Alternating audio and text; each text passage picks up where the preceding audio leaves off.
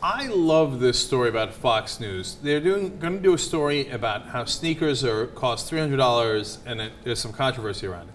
But it's perfect because it's Fox News 101. Mm-hmm. Okay, so what's Fox News 101 when it comes to race issues? Well, here's the four elements that you must have, right? One, you need to blame black people using a stereotype, a particular stereotype. Number two, you need to attack civil rights groups.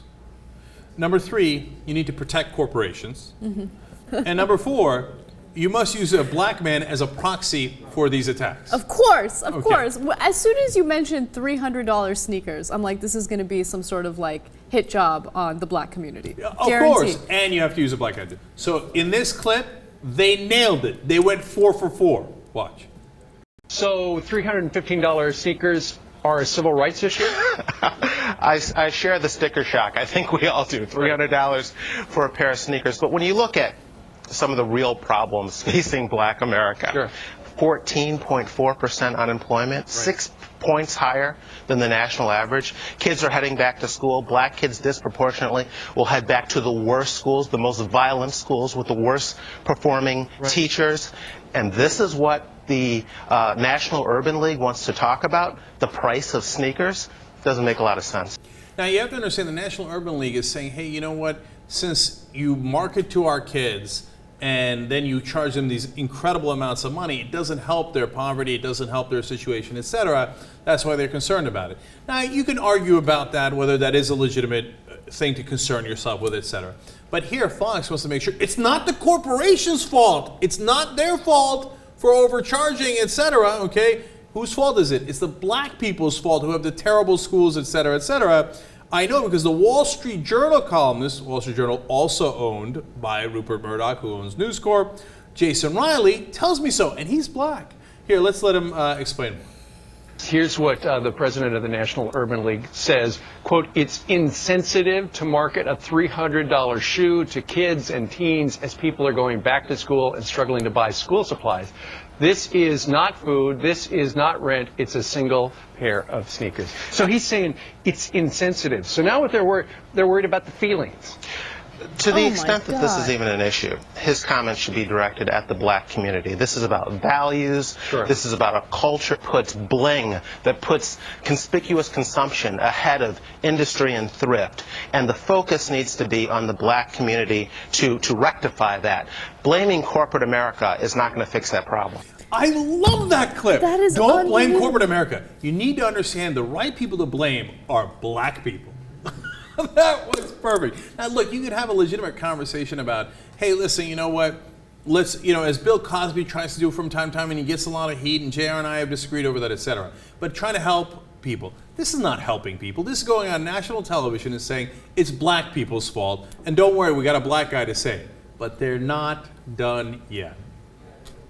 It's shifting the blame, and not only on this, the cultures and the sensibilities of the black community, but you name the topic. The achievement gap in schools is not because, black kids watch twice as much television as white kids. It's because standardized tests are biased. Right.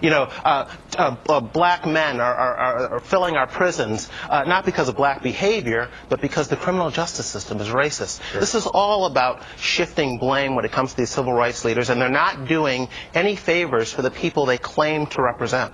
And that's perfect point number 5. As they are in the middle of doing a segment, shifting blame, you say, oh, you see that? Civil rights leaders and black people are shifting blame. It's amazing, and they're amazingly talented at doing this. They do it over and over again. And one more thing, it's not like they're trying to help the black community. It's not like Fox News has this huge black viewing base, and they're like, hey guys, hey listen, let's have an honest conversation about what's happening here, right? No, this is directed at their white audience, so they can go, oh yeah, of course, those black kids wasting their money on the $300 sneakers. Now look, we found an honest one, and he says it's all their fault. The crime is their fault, the schools are their fault, it's all their culture that's the problem. If only they would, have white culture, but I guess Obama's going to take our money and give it to them to have the $300 sneakers. And of course, this is the type of programming that gives, individuals in this country ammo to speak out against social programs, because they'll say, oh, look at all these minorities taking advantage of social programs like welfare and food stamps, when at the same time they're buying the $300 sneakers. That's what this is really about. Right, now, do they have any evidence of that? No, but they just say it in back-to-back segments, and that's how did you wind up thinking that? I don't know. All right, JR, analysis. I don't know, you guys kind of covered it, but it really, in reality, what happens is you talk about the social programs. It's actually just debt. It's not like anybody's buying sneakers with food stamps, because as we already know, again and again, maybe we should say it millions of times against it, black folks aren't the main recipients of government assistance. Obviously, we know that already, but who cares? We'll keep perpetuating the other lie. It's debt. And by the way, white kids can't afford $315 shoes. White parents out there, are you guys going, oh yes, LeBron's are $315 now? No, nobody can afford that. It has nothing to do with black kids. But yes, when it's poor kids versus people that can afford it. And then, we know there's the discrepancy along that. But when it comes to focusing on it, and I'm sorry about the first clip, the guy assumed that the Urban League isn't focusing on bad schools, bad teachers, and violent neighborhoods. Act like they don't concern themselves with that. That was the straw man he built in the first place. The only thing the Urban League has ever said is, look at these LeBrons for $315. Right, and that's just not true. The great majority of what they do are those topics, right? And JR makes a great point. How come Fox didn't do a segment on white kids paying the same $315? How come they didn't have a white guy from West Virginia on saying, hey, you know what?